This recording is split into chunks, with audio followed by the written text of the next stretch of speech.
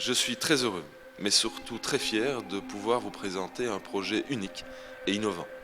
C'est la MDA qui a eu l'idée de ce mystère des ados, parcours didactique qui permet d'amener des réponses aux questions que se posent régulièrement les adolescents, questions qu'ils n'osent pas toujours évoquer. Dès lors, il s'agit d'un parcours avec différentes scènes, aux ambiances sonores et visuelles différentes, mais je vous propose tout de suite de me suivre. Le couloir qui attire l'attention sur le mode du graphe et permet d'exploiter des thèmes comme le non-respect, la dégradation et la notion subjective du beau et du laid. Suivez-moi ensuite dans le vestiaire qui va permettre aux visiteurs de se débarrasser et surtout de les sensibiliser aux problèmes de vol, de raquettes au travers notamment d'une bande sonore et de la diffusion d'une vidéo.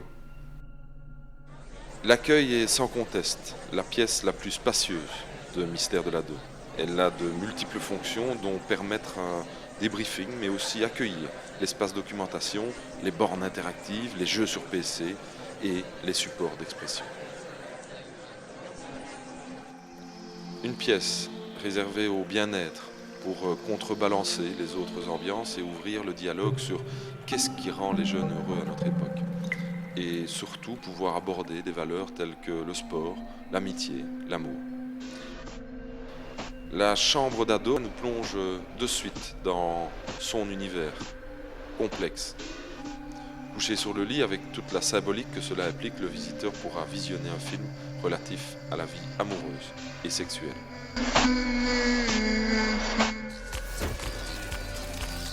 Fashion victime, l'image de soi, le regard des autres, l'appartenance au groupe de pairs, le rejet de la différence, vraiment des sujets d'importance capitale pour les ados et qui se traduisent souvent par la tenue vestimentaire.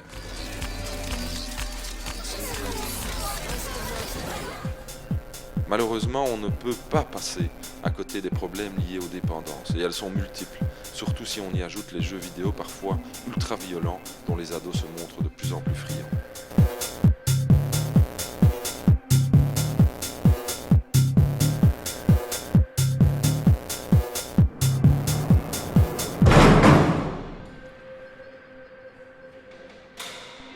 La prison.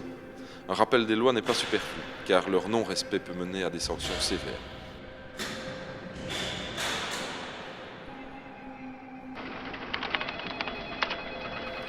Le racisme, un sujet récurrent dont les jeunes sont malheureusement aussi victimes, et notamment lorsqu'il s'agit de discrimination à l'embauche. Quel choix porterait l'adolescent s'il devait demain faire un engagement ?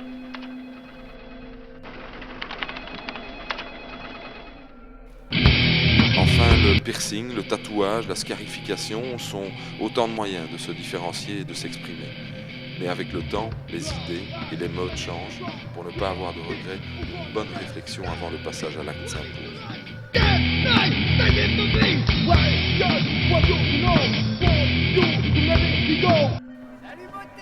Les toilettes sont, elles aussi, un lieu exploité. Une pièce gênante peut-être, mais au dire des jeunes, combien réaliste en matière de non-respect d'autrui, de harcèlement, d'atteinte à la personne. Un sujet tabou qu'on souhaite aborder sans tabou. L'adolescence est une période souvent marquée par la violence, qu'elle soit dirigée vers autrui ou vers soi. L'échelle de la violence est large et s'étend de la simple insulte à la violence intrafamiliale, en passant par l'agression, le racket, le viol et, hélas, parfois le suicide. Deuxième cause de mortalité chez les jeunes, faut-il le rappeler.